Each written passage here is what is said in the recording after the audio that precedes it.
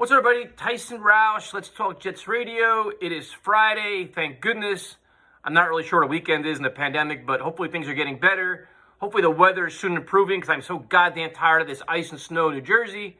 Free agency is less than a month away. The draft is coming up. I wasn't going to do a video about this, but I can't let this go. This Jamal Adams guy, man, can he just get the word Jets out of his mouth? Jets fans out of his mouth? Enough, dude. Move on. Enjoy your perceived success in Seattle. Go worry about your contract. Go worry about your team keeping your quarterback. Go worry about trying to find ways to win. Go worry about trying to find ways to stay healthy. And leave the Jets out of your mouth, man. God damn. So now you're taking shots at Jets fans with that clown Lefko. And I don't understand why. Because if you think about it, when he was drafted here, he had nothing but support and love from the fans throughout his time here until he decided to become a complete douchebag and blow everything up to whine his way out of New York. So the fans did everything for him, supported him, voted for the Pro Bowl, blew up his social media, all this stuff, completely rallied around him.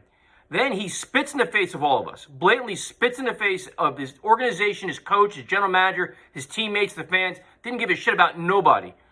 Full just blowtorch, flamethrower, just burned his whole way out of New York and New Jersey. And then he wonders why people attack him, he's not beloved. Seriously? Can you be any more tone deaf what's going on or how you actually handle yourself like a jerk off? And then you wonder why we all hate you or don't like you anymore? Come on, man. Like, this whole victim thing where, it's like, I can't believe fans treat me like this. You did this to yourself. This is New York, New Jersey, man. Like, this is the way it is. Like, you treat us all like shit. We're not going to say thank you, I have another. Like, oh, thank you for smacking me in the face. Please, can you please do it again? I really enjoy that. No. We're going to slap you back. If not, probably harder than you expected.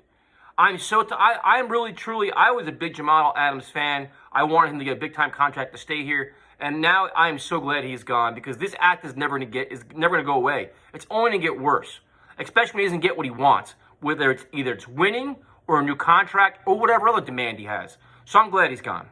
Second story, Bleacher Report, I'm pretty sure it was Bleacher Report, said that Deshaun Watson knows the Jets want to trade for him, but he thinks that if they use the package to get him, that they can't build around him. What an awful take that is. Like, how could you not understand the situation that the New York Jets are in?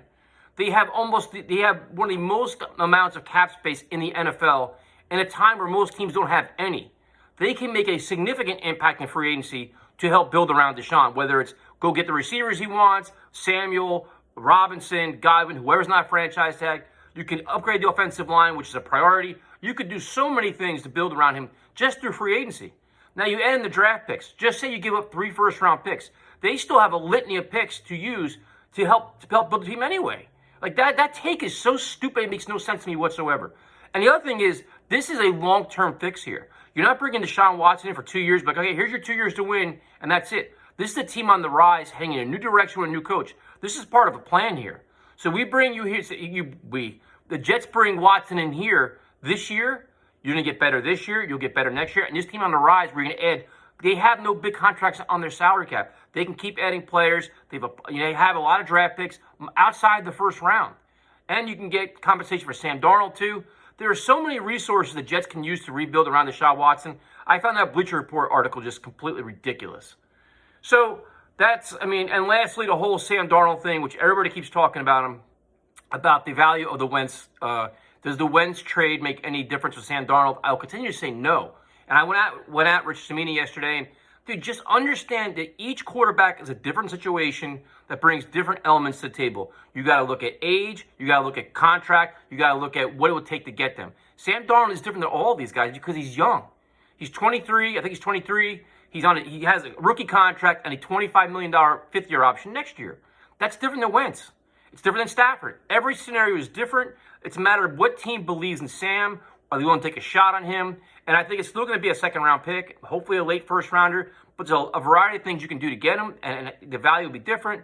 But these takes, man, like, I think at this point, so much of this shit on Twitter especially is just nonsense. People chasing hot takes, chasing bold takes, chasing followers and retweets and likes. And I can give a fuck about any about that. Just call it like you see it, man. And just be honest.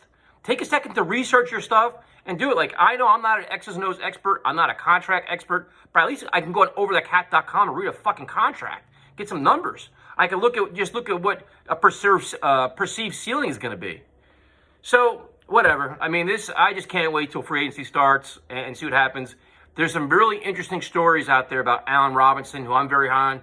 Very, very interesting story. I forgot, I think it's Tyler Dunn wrote it. And Robinson's pretty honest with what he wants. He wants to win, he wants to put up numbers, and he wants to get paid. So, get paid he can do, win, the team's on the rise, hopefully.